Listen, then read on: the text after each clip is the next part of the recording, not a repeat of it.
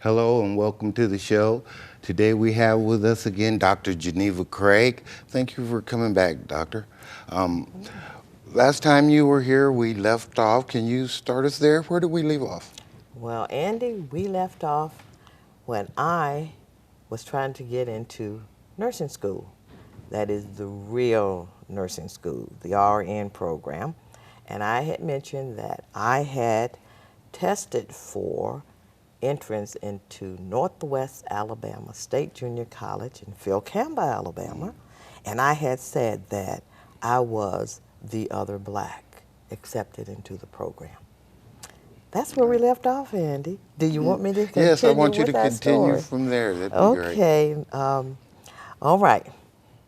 I had passed all the challenge exams, got accepted into Northwest Alabama State Junior College, and Andy, my dream was coming true. My dream to become a real nurse. I'd gone through the nurse's aid program, had my little nurse's aid certificate. I'd gone through the LPN program, and I had my little diploma from William Rufus King, so I was a licensed practical nurse in the state of Alabama. And I had started taking those courses at the junior college and then gotten permission to continue to go to school, and I didn't have to sneak around anymore. And now here I am at Northwest Alabama State Junior College in the bridge program, going from LPN to RN. A dream coming true. So I had to move to Russellville, Alabama from Selma. Got that accomplished. Had to get my daughter, Sylvia, into school. My sibling, Val, into school up in Northwest Alabama. And then continue on working myself. So I went up in the summer. I lived with Grandma Hamilton while I looked around the place for a house. Grandma Hamilton I happened to have met by just on the streets when I was up driving, looking around at the little city of Russellville. And she lived in the back of a cemetery. And you had to drive through the cemetery to get to her house. And while there that summer, living with her, we made jellies and jams. We did all of this cooking and so forth. I found a house, got my siblings there, got Val. Vera was still in Selma. And I got my daughter. We moved into this house, and I have to tell you, Andy, this house did not have like central heating, didn't have space heaters.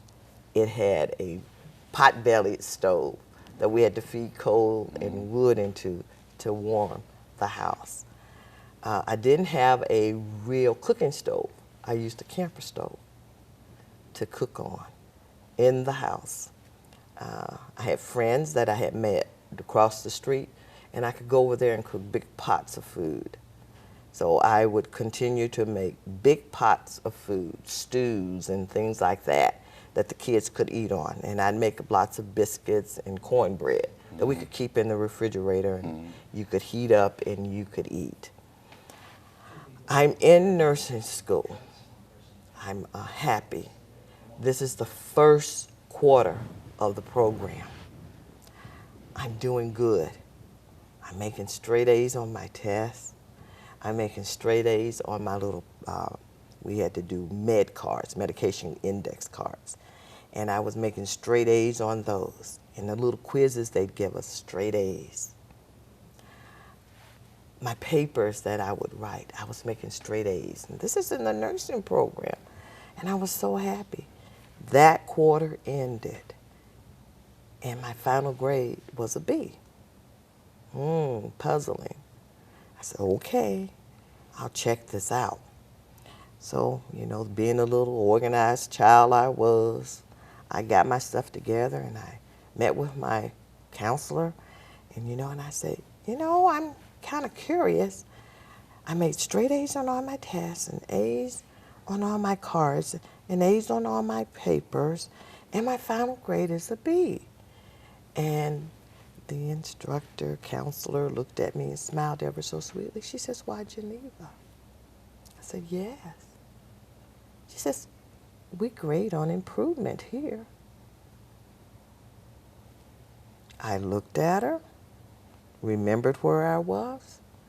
I smiled back. I got my papers together, and I said to her, "Why, thank you. Thank you. That helps me to understand." And I left out of the door. So from that point on, Andy, in my nursing program, I said, okay, now I've got to control this some kind of way without going all the way down. The best thing I could control were the exams. So we'd have a test, and I'd raise my hand. "Excuse me, how much are the questions worth in points?" "Geneva, 2 points." "Are all questions worth 2 points? Is there any one that's worth maybe 5 or 3 or..." "No," they explained. Then Andy, I'd answer my test all the way up to 88. 88. Making sure I didn't get a 90. And that became my pattern for the next quarter. Well, that got noticed. Instructors one day called me at the end of a test. There were about 4 of them together. And they said, "Geneva, come here." And I go, "Okay." And they said, "We want to ask you something." And I go, "What?" They said, "Well, we noticed that you haven't been completing your test." I said, "What do you mean?" And they said, "You're not answering all the questions." I said, "But there's no need."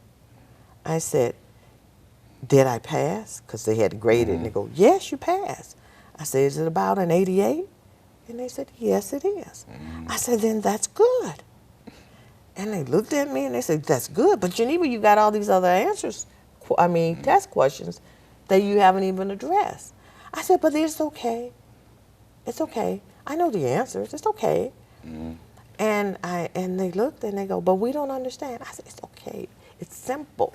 I'm trying to leave room for improvement. See you later." And out the door I went. So that was one thing. The others who were still puzzled were just still puzzled, but the counselor was there. She knew what I meant. I'm leaving room for improvement. Now, that quarter was a busy quarter. My daughter started displaying some symptoms that I didn't pick up on right away. All I knew is every glass cup or jar got broken. And she would be stumping through the house. And I'd scream, "Sylvia, pick up your feet." She goes, "I'm trying." And I'd go, "Okay, well, do better." And then I went to plastic cups. I said, "Gee whiz, Sylvia, you're breaking up." She goes, "I'm not trying. My hand just does that." And I drop them. I go, "Okay." Now, earlier I had told you that there are multiple stories within a story. So you're hearing the story about Geneva pursuing that dream of nursing, and she's in school. But the other story, one of them, in that is I'm raising my younger siblings, and there were 2 of them. I had taken care of my mother, who died at the ripe old age of 47. I had more on me than the average young adult has on them. Raising your younger siblings, caring for a sick mama, had been married to a husband who was an alcoholic and not a very nice drunk. You've got the kind they say they are jolly and pleasant, then you got the kind that are mean. And, all of these other things are interplaying, plus having to work and pay all the bills and provide for everyone. But the happy part about I'm in school and I'm pursuing my dream, I've learned to give up sleep. I'm fortunate right now I'm working just weekends. I got a job working at Shoals Hospital, and I was working just the weekends. So I'm going to school all day, every day, learning. When I heard something, I had to soak it in, because it didn't mean that I was going to get to review it before the next test was due. Well, Andy, what was happening with my daughter is that she began to display symptoms of a brain tumor. And this tumor was located in the back, the brain stem. The brain stem, Andy, controls your heartbeat, your breathing, other motor things, but temperature regulations, a lot of this stuff is found in the brain stem. Her balance had started to be affected.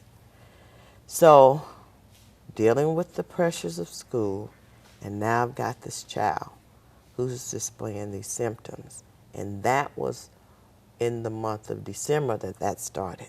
I'm going to back up just a little bit to the month of August, when I had been in school for the first quarter, bonded with a lot of students, and there were a lot of mature students, LPNs, who were coming back to do like me, become RNs.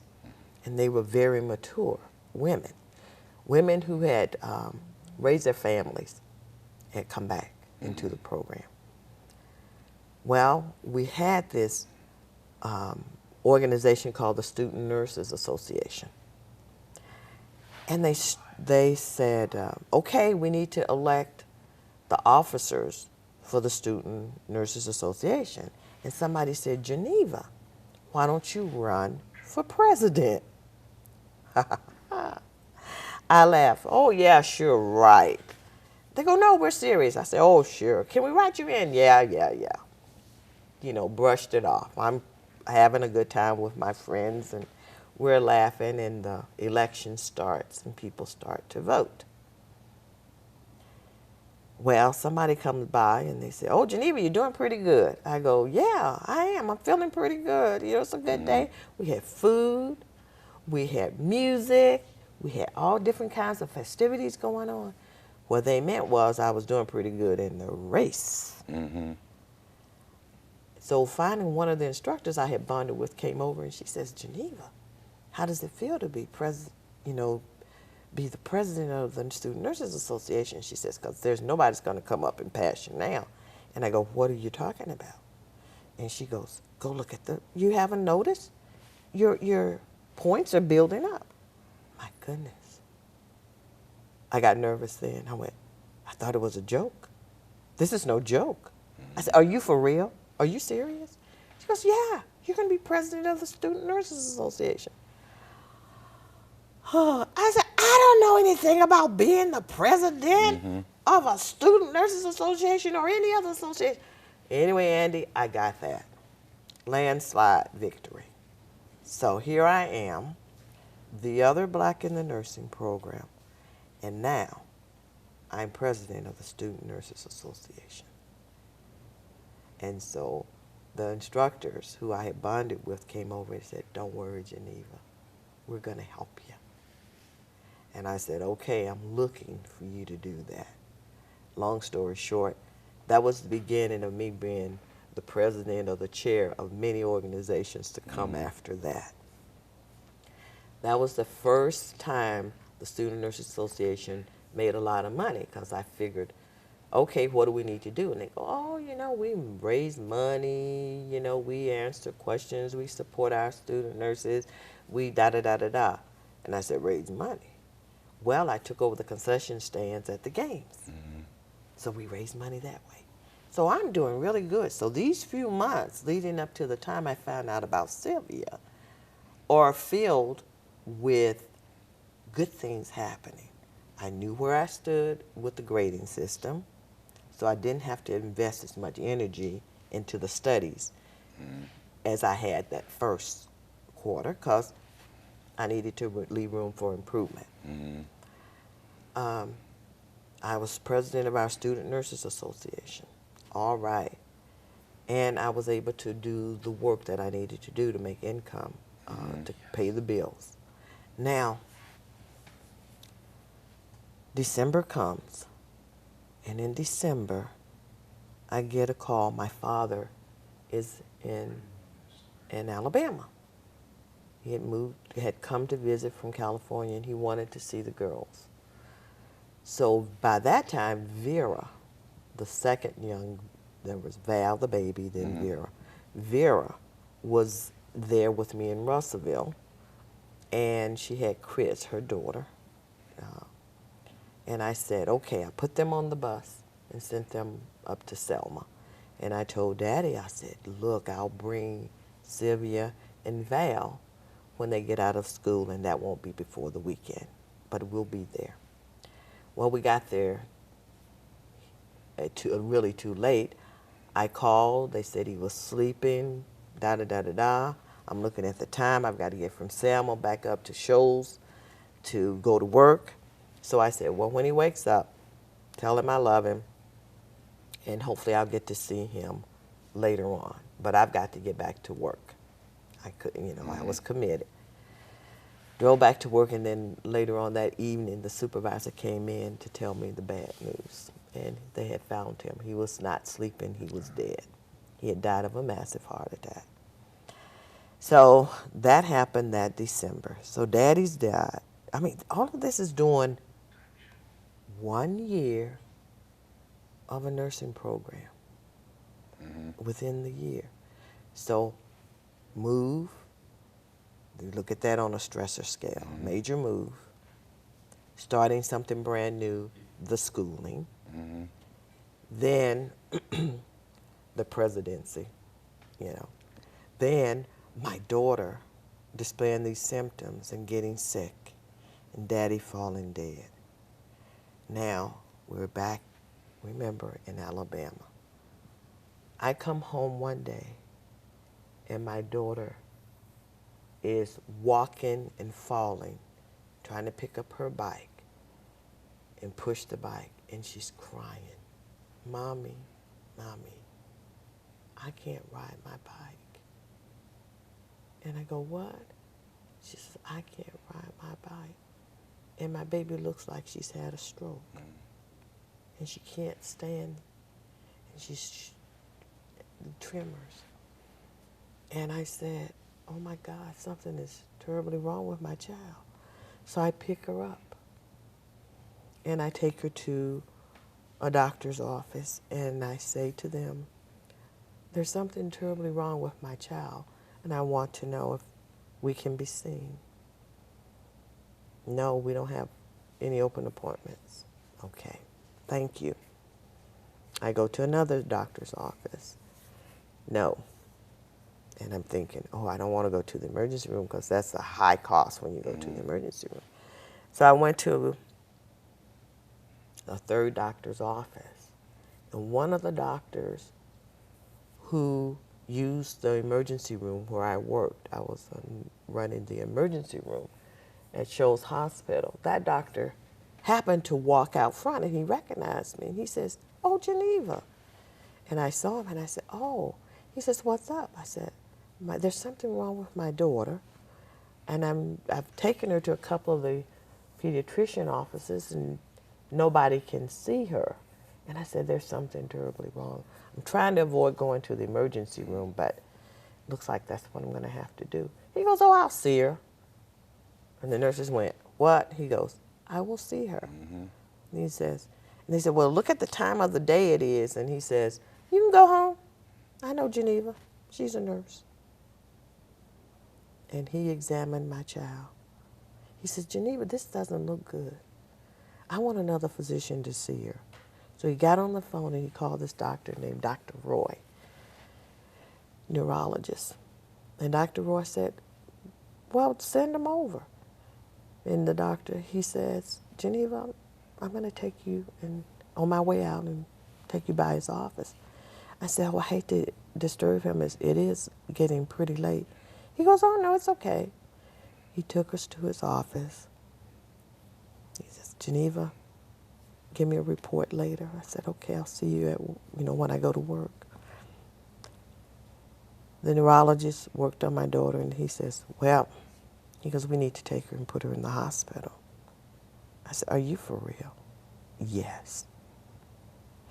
So we left his office, and we went to the hospital in Florence. She was admitted. And he said, we're going to run some more tests. I said, okay. Ooh. I said, all right, they're going to run tests. I'm in clinicals. We're in clinicals at that hospital. Mm-hmm. I'm in a dilemma now. I don't want to give the instructors reason to decrease my grade even further. Mm-hmm. So I tell no one that my daughter is a patient in the hospital. They do, back then they used to put dye into the brain, and the dye could make you pretty sick. Mm-hmm. They put dye, and then they try to take pictures to see, to outline. And what he found was the brainstem tumor. It didn't look good. I said, okay. My daughter was a patient in the hospital while I was a student there, and I didn't tell anybody. We went home for a little bit. I took her to Selma to live with my aunt, Auntie Louise, and Big Mama. She deteriorated even more. Brought her back into the hospital. One day at break time, lunchtime, I went up and I was in her room. And one of the student nurses said, Geneva, what are you doing here? I thought your assignment was on such and such a floor. I said, oh, it is. And then my daughter said, oh, Mommy, she said, so you're going to have lunch with me? And the girl looked and she said, I said, yes, this is my daughter. She said, but Geneva, why didn't you tell someone? I said, because I didn't want anyone to know. And I would hope that you would honor my wishes. And when you're doing your report, you just refer to me as her mother. And she understood. She was from Kentucky. Mm-hmm. She says, I understand. I said, thank you. Oh, you got to stop and think. The social norms of the South and all the things you have to deal with. I didn't want anything to mess up this chance of me completing this program, because as a real nurse, an RN, I've accomplished a dream. Mm-hmm. And I get more income to take care of the family that I was responsible for. This was a 1-year program versus going for 2 years. Couldn't let that get messed up. And I only had another quarter to go. One more quarter. Okay, I'm going to interrupt you here for a second, and we're going to take a little break, and we'll come back, okay? Okay.